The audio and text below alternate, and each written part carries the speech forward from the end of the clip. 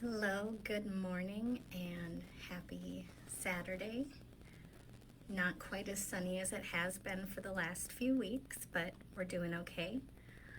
My name is Megan Mays, and welcome to the Saturday at 10 event. I have a Facebook group called Being Civil in Minnesota, where I provide free legal information and resources to Minnesota residents, for individuals and families to just kind of know what the rules and process is. I am a lawyer and I'm licensed to practice in Minnesota. I do practice in district court. This is not legal advice. I just want to make sure that everybody understands that this does not make me your lawyer. You can post anonymous questions and I will respond as I'm able to give information and resources. And today we had two such questions.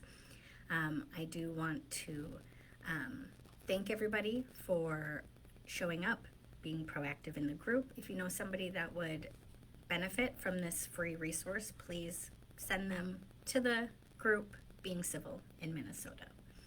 All right, so today we have two topics to cover. The first question is about enforcing an order, and the second question is about modifying or changing an order.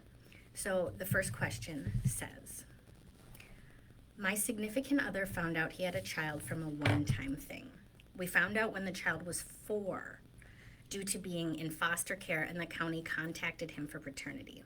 Long story short, the mother got the child back, and we saw him for 2 full years due to mother being civil with us. All of a sudden, she stopped all contact out of nowhere, and now we haven't seen the child in 2 years.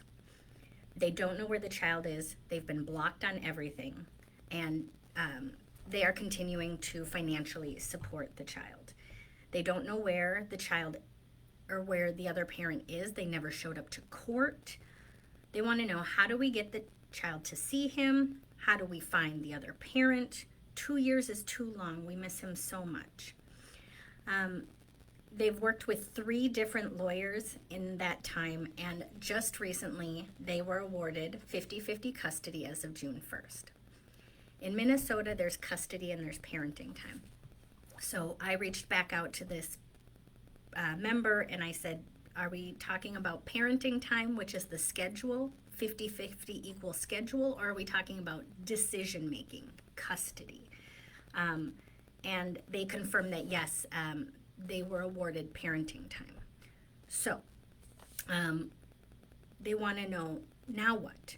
So first of all, 3 lawyers, 2 years, that's a significant period of time to not see your kid. So I really feel that this family has gone through when somebody fights for 2 years just to see a kid, it's real, right? The child was previously reunified with the other parent, and that's because the county's goal typically when they're involved in a case is to reunify the child with the situation they were in before the case started. So what can you do? Well, in Minnesota, if you have a court order, which you have, you are generally supposed to wait a certain period of time before you can go back to court.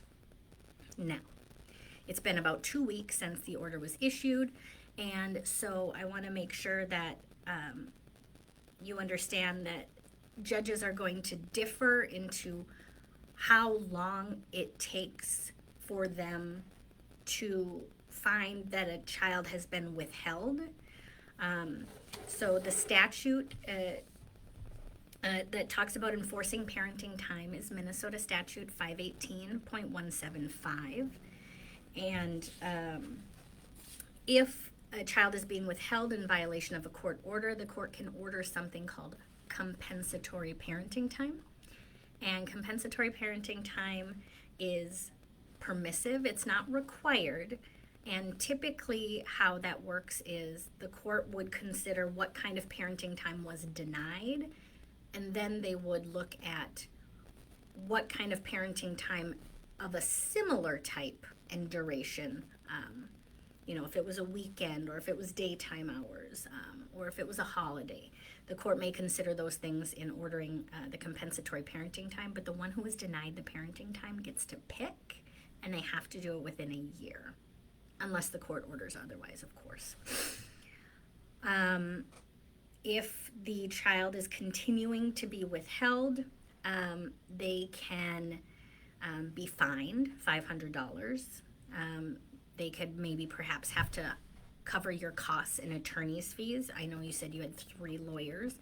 Not sure if any of those costs were able to be recovered, but if the pattern continues going forward, conduct-based attorney's fees is something a court could consider. And then, so what could you do? You could file a motion for parenting time assistance. Those instructions are found on the Minnesota Judicial Branch website. Another option would be contempt. I talked a little bit about contempt in a previous episode. That allows a court to hold the other parent with the consequence of going to jail if they don't follow the order, and sometimes that's what it takes. So that every situation is different. Those are some options. There is also a crime in the state of Minnesota. It's called deprivation of parental rights. There is a bit of a disconnect, I think, sometimes in talking about what can and can't law enforcement do with regards to enforcing a court order. That is more limited unless the court gives them the authority to do something, like law enforcement can or shall take immediate physical custody of the child and do X.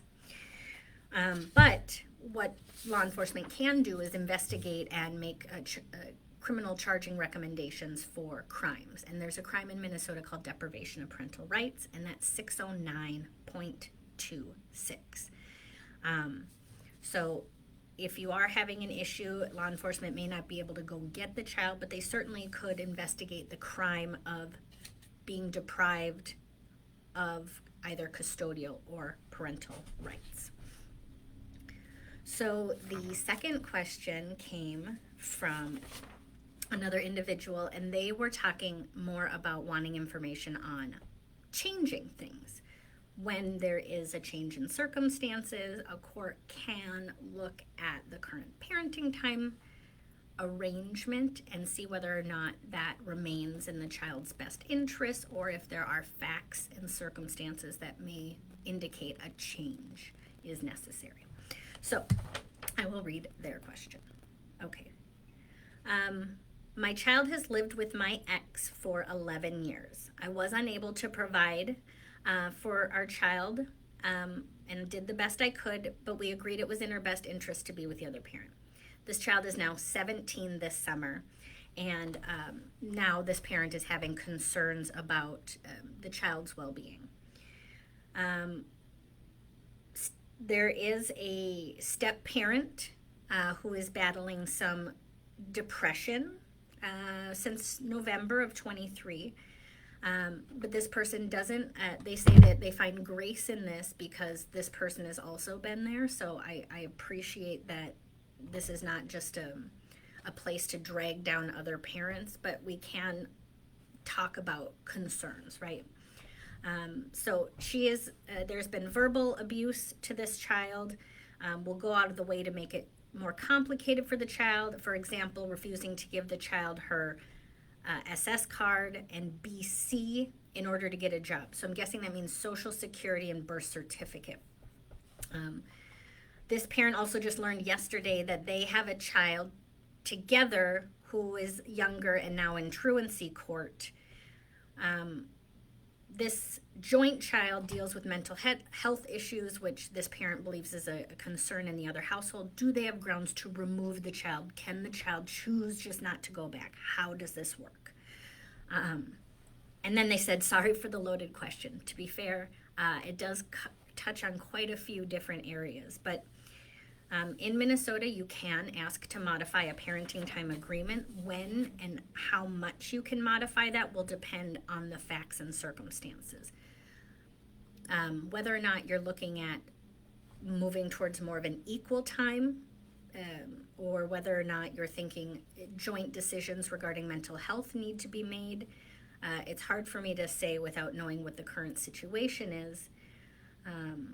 But if you do want to restrict the other person's parenting time, meaning not going to 50-50, but changing it from kind of one primary residence to another, you're going to have to show that the child is endangered physically, emotionally, their development. That's going to need to come either,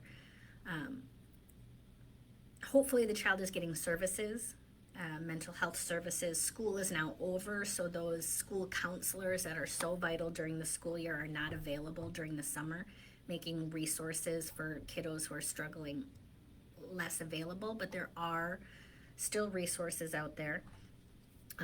If they're not involved in some kind of therapy, that certainly sounds like a good place to start. But that will depend on whether or not you have the authority to make those kinds of decisions as part of your court order, or if you have to get the other parent's agreement. And if they're not in agreement, you may have to go back to court. So what could a court look at? Well, the child is 17. The court can consider the preferences of that child when making a decision, but it's not going to just take that child's preference and be done with it. There was sort of with older children, it can be hard. I'm 4'11". I can still pick up some of the smaller children and physically move them if I have to, but the reality is that we have sometimes fiercely independent children who have reasons for not wanting to go to parenting time. And will you then be charged with deprivation of parental rights? Well, not always. If you have concerns for the children's physical safety, and you were acting it was necessary for you to act to prevent physical or sexual assault, or substantial emotional harm. And so it is going to depend on whether or not the judge finds the conduct, the behavior to withhold a child out of experiencing these kinds of concerns, whether or not that was reasonable or unreasonable. So the court will also look at the children's emotional needs. It'll look at the emotional health of the parents. Regarding the other co-parent and the other step sibling, the court is not allowed to consider things that don't impact the parent-child relationship. So if dad isn't encouraging the other child to stay home, or is not doing, things that a normal parent would try to do, or a co-parent as a step-parent, that's the supportive role, then it can make a very big difference. Whether or not, but it'll make a difference, but it can't be the only thing that is considered. We want to make sure that we are supporting people in the mental health community who are engaging in services and acting to try to be their best self. And without knowing more about the situation, I think, that is some of the factors that a court could consider if you are looking to restrict someone else's parenting time. If you do have concerns about your kiddo's safety while in the care of the other parent, I would suggest contacting an agency that can help with maybe perhaps a safety plan to put in place to make sure that some examples would be access to, a fully charged phone, or knowing where your charger is, having, other parents' contact information, or the ability to reach out if they need something during that time. There's lots of things that you can do to enhance the feeling of safety for yourself and your kid when they're not in your care. So that's a little bit for these two individuals. If you haven't already joined the group, please join Being Civil in Minnesota.